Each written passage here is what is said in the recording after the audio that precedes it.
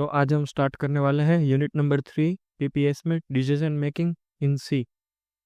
सो decision making के लिए हमारे पास 3 पॉसिबिलिटीज़ हो सकती है। पहला हो सकता है हाँ हम ये चीज़ करेंगे, दूसरा होगा नहीं हम नहीं करेंगे, या तीसरा होगा शायद कर भी सकते हैं या नहीं भी कर सकते।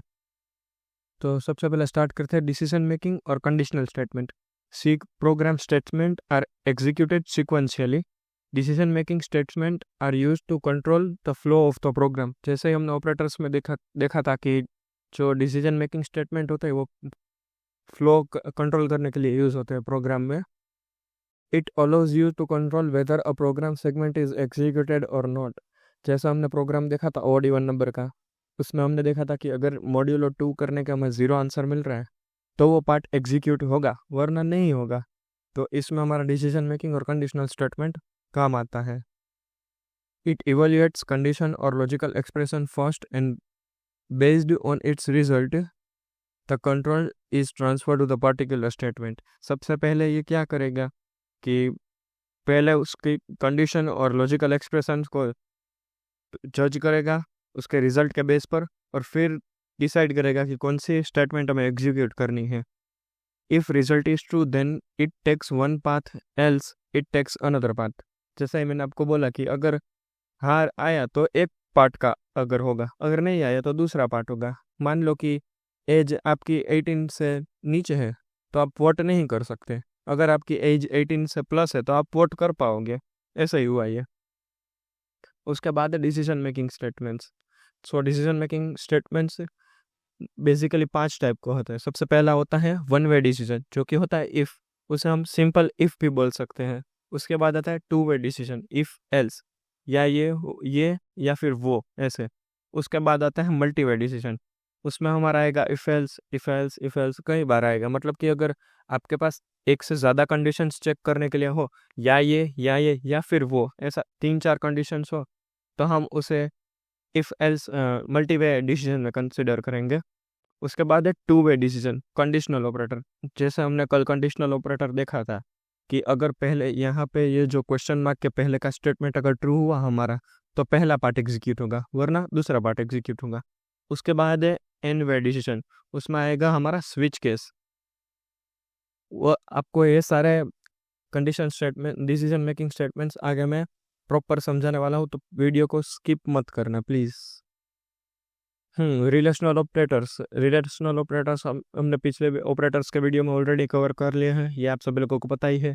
इज ग्रेटर देन का मीनिंग आपको पता है, ग्रेटर देन और इक्वल टू का मीनिंग पता है, लेस देन का मीनिंग पता है। तो इस पार्ट को स्किप करेंगे, आगे बढ़ेंगे डायरेक्ट इफ स्टेटमेंट पे। If is a single branch decision statement. If condition is true the only body will be executed. अब इफ एक सिंगल ब्रांच डिसीजन मेकिंग के लिए यूज होता है, मतलब कि एक ही अगर आपको चेक करना हो, ये हुआ तो सही, नहीं हुआ तो फिर उसको स्किप कर देंगे। इसके लिए इफ यूज होता है, सिंगल इफ। और आई एफ हम लिखते हैं, वही उसका कीवर्ड है।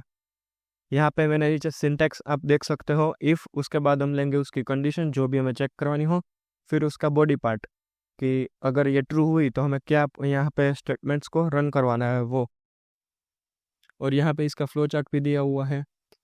पहले हम क्या चेक करेंगे, कंडीशन अगर ट्रू हुई तो यहाँ से ये डायरेक्ट रन कर देंगे, अगर नहीं हुई रन तो डायरेक्ट इसके नीचे का पार्ट हमारा जो होगा यहाँ पे वो हम डायरेक्टली रन करेंगे। यहाँ पे मेरे पास एक प्रोग्राम है, write a program to print if given number is 0। हमें ये चेक करना है कि यूज़र ने जो नंबर एंटर किया है वो 0 है या नहीं।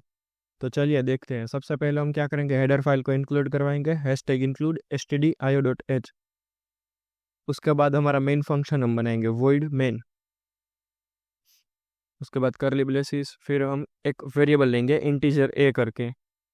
फिर हम क्या करेंगे, प्रिंट एफ यूज़ होता है कोई भी आपको स्टेटमेंट लिखा हुआ है प्रिंट एफ के अंदर, उसको प्रिंट करवाने के लिए। Enter number. उसके बाद हमने लिखा है scanf %d and %a।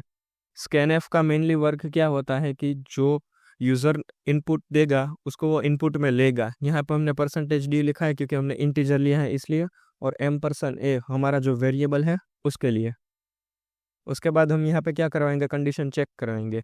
If a equals to 0, यहाँ पर हम चेक करवा रहे हैं कि जो बाई ए की वैल्यू यूज़र ने दी है वो ज़ीरो है या नहीं। और आपको एक चीज़ खास यहाँ पे ध्यान में रखनी है कि यहाँ पे डबल इक्वल्स टू लिखा है। अगर आप एक इक्वल टू लिखोगे तो वो असाइन करना हुआ, लेकिन हमें असाइन नहीं करना है, हमें चेक करना है, इसलिए हम यहाँ पे डबल इक्वल्स टू लिखेंगे। उसके बाद उसके अंदर की एक स्टेटमेंट जो हमने उस ऊपर देखा था कि अगर यूज़र ने ज़ीरो एंटर किया है तो हमें क्या प्रिंट कर देना है कि हाँ भाई यूज़र ने ज़ीरो एंटर किया है।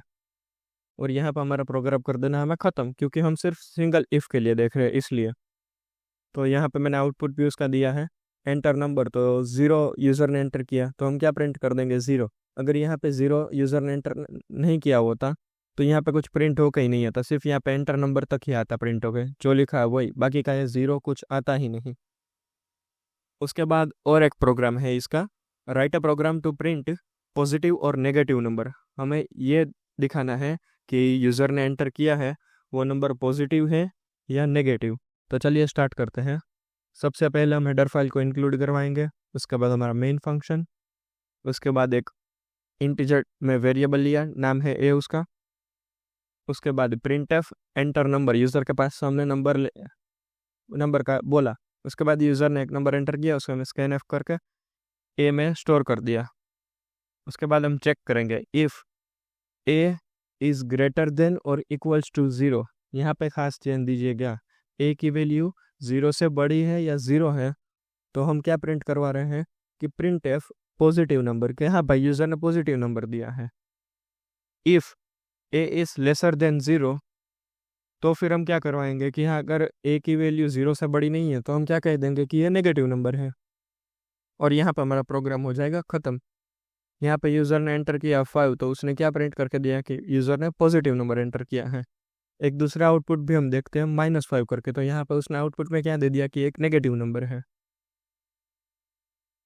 मॉड्यूलस ऑपरेटर का आपको पता ही है, मैंने आपको इसके पहले के वीडियो में भी बताया था कि जो रिमाइंडर बचता है आपका वो मॉड्यूलस होगा आपका।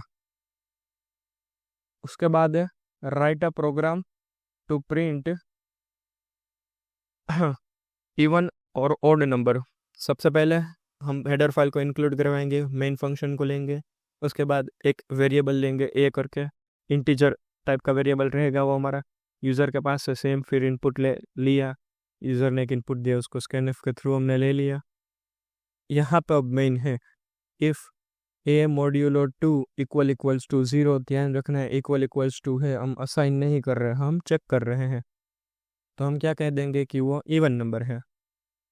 और अगर वो डिवाइड नहीं हो रहा है, if a modulo 2 is not equal to zero, then हम क्या कह देंगे कि वो भैया एक ऑड नंबर है। और यहाँ पर हमारा प्रोग्राम कर देंगे एंड। देख सकते हैं आप लोग, एंटर नंबर, यूज़र ने डाला 12 तो उसने बोल दिया इवन। हम एक और बार करेंगे 11 डाल के, तो क्या बोल दिया उसने कि भाई ऑड नंबर है। अब उसके बाद है हमारा इफ़ एल्स स्टेटमेंट, या ये या दूसरा वाला, कोई एक ही एग्जीक्यूट होगा ऐसे। If else is a two branch decision making statement. If condition is true, then true part will be executed, else false part will be executed. या ये पार्ट एग्जीक्यूट नहीं हुआ तो हमारा दूसरा वाला पार्ट एग्जीक्यूट होगा। अगर पहली कंडीशन जो हमने देंगे इफ़ में और ट्रू नहीं हुई तो दूसरा वाला पार्ट हमारा एग्जीक्यूट में आएगा। और उसका कीवर्ड है एल्स। इफ़ का तो आपको ऑलरेडी पता ही है, तो चलिए इसकी सिंटैक्स देख लेते हैं। यहाँ पे सबसे पहले क्या आएगा इफ़, उसके बाद हम उसकी कोई कंडीशन देंगे, अगर ये पार्ट उसका ट्रू होता है तो ये वाला ब्लॉक एग्जीक्यूट हो जाएगा। अगर ये पार्ट ट्रू नहीं हुआ, जो कंडीशन दी है वो फॉल्स हो जाएगी, तो वो डायरेक्ट एल्स पार्ट में आ जाएगा। और एल्स पार्ट में हमें कोई कंडीशन नहीं देनी है, क्योंकि यहाँ पे डायरेक्ट यही एग्जीक्यूट हो जाएगा। फॉल्स पार्ट यहाँ पे हमें कुछ भी लिखना, हम यहाँ पे लिख सकते हैं। अगर ये ट्रू नहीं होता है तो फिर ये एग्जीक्यूट हो जाएगा। और यहाँ पे फ्लो चार्ट भी दिया हुआ है कि कंडीशन हम यहाँ पे चेक करवा रहे हैं, अगर ट्रू होगी तो ये ट्रू वाला स्टेटमेंट रन हो जाएगा, अगर फॉल्स होगी तो फॉल्स वाला स्टेटमेंट रन होगा। अगर आप फ्लो चार्ट और एल्गोरिथम वाले वीडियोस में भी देखोगे तो ये फ्लो चार्ट कई बार आ चुका है हमारा, तो आपने अगर वो वीडियोस नहीं देखी है तो प्लीज़ वो जाके एक बार देख लेना, तो आपको ज़्यादा क्लियर होगा। उसके बाद इसका एक प्रोग्राम देखते हैं, write a program to print positive और negative number using if else. वो इसके ऊपर हमने जो प्रोग्राम देखा था वो सिर्फ इफ़ के साथ था। अब हम जो देखने वाले हैं वो इफ़ एल्स के साथ देखेंगे। तो सबसे पहले हम हेडर फाइल को इंक्लूड करवाएंगे, उसके बाद वॉइड मेन फंक्शन बनाएंगे, उसके बाद एक वेरिएबल लेंगे इंटीजर ए करके, फिर यूज़र के पास से नंबर लेंगे, स्कैन एफ के थ्रू प्रिंट एफ लिख दिया। अब यहाँ पे हम कंडीशन चेक करवा रहे हैं कि ए की वैल्यू 0 से बड़ी है या 0 है, तो हम क्या प्रिंट करवा रहे हैं कि भैया ये पॉजिटिव नंबर है। एल्स पार्ट में हम डायरेक्टली क्या कह देंगे कि ये नेगेटिव नंबर है। अगर मान लो यूज़र ने यहाँ पे एंटर किया -10 नंबर, तो वो बड़ी भी नहीं होगी और इक्वल टू भी नहीं होगी, तो वो डायरेक्टली एल्स पार्ट को रन कर देगा। तो हम डायरेक्टली यहाँ पे आउटपुट की तरफ चलते हैं। यहाँ पे पहली बार यूज़र के पास हमने पॉजिटिव नंबर लिया है, तो क्या बोल दिया कि पॉजिटिव नंबर है, और दूसरी बार नेगेटिव नंबर लिया तो उसने क्या कह दिया कि भाई ये नेगेटिव नंबर है। एक और प्रोग्राम देख लेते हैं। Write a program to print odd even number using if else. सबसे पहले हम ओड और इवन नंबर के लिए तो आपको कंडीशन अब पता चल चुकी है। ऊपर हमने किया था वो सिर्फ इफ़ के साथ था, अब हम यहाँ पे इफ एल्स के साथ करेंगे। हेडर फाइल को इंक्लूड करवाया हमने, उसके बाद मेन फंक्शन, उसके बाद एक वेरिएबल लिया, फिर से यूज़र के पास है सेम ही चीज़ कर रहे हैं हम। यहाँ पे चेक करवाया ए मॉड्यूलो टू इक्वल्स टू 0। अगर ये कंडीशन हमारी ट्रू होगी तो हम क्या कह देंगे कि ये इवन नंबर है, वरना ये हमारा ऑड नंबर है।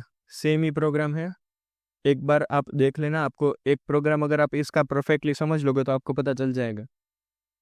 पहली बार हमने क्या नंबर लिया 12, तो उसने क्या कह दिया प्रोग्राम ने कि ये इवन नंबर है, और दूसरी बार हमने लिया 11 तो उसने क्या कह दिया कि ये ऑड नंबर है। और एक ये लास्ट प्रोग्राम देख लेते हैं। Write a program to find largest number from given two numbers using if. यहाँ पे आपको खास ध्यान देना है कि सिर्फ इफ की मदद से ही हमें बोला है गया है, तो सिर्फ हम इफ की मदद से ही फाइंड करेंगे।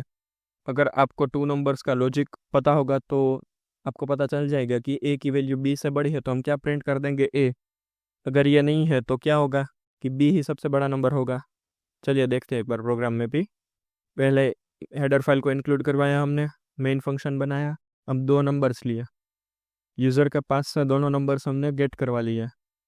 आपको 2 नंबर्स डायरेक्टली गेट करवाने हो तो आप इस तरीके से भी लिख सकते हो, %d फिर m%a, m%b। तो ये दोनों नंबर्स एक ही साथ आप यूज़र के पास से इनपुट ले सकते हो, आपको ये 2 बार लिखने की ज़रूरत नहीं पड़ेगी।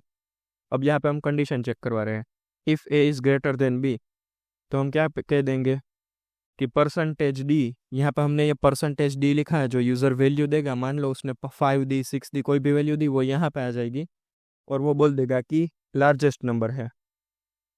और उसके बाद दूसरी कंडीशन क्या चेक करेंगे कि अगर ये नहीं है तो बी ही बड़ा होगा, लेकिन हमें सिर्फ इफ़ की मदद से करना है, तो हम क्या करेंगे, if a is lesser than b, तो हम क्या कर देंगे कि बी को प्रिंट करवा देंगे। तो यहाँ पे देखो यूज़र ने 2 नंबर एंटर किए, 4 और 5, यहाँ पे ये 2 नंबर एंटर किए हैं, तो यहाँ पे हमारी ये वाली कंडीशन सेटिस्फाई हो रही है। तो वो क्या प्रिंट करके देगा कि 5 इज़ लार्जेस्ट नंबर। तो बस अभी के लिए यहीं तक रखते हैं। आगे की वीडियो में हम लेडर इफ एल्स लेडर के साथ आगे बढ़ेंगे, उसके बाद नेस्टेड इफ और सारे देखेंगे।